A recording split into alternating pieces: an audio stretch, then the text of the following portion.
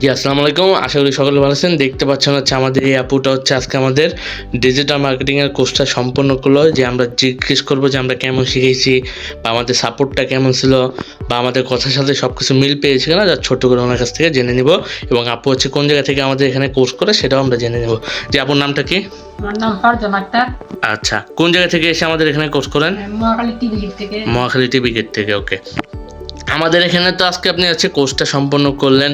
আমরা কেমন শিখেছি বা আমাদের সাপোর্টটা কেমন ছিল, যা ছোট্ট করে বলবেন।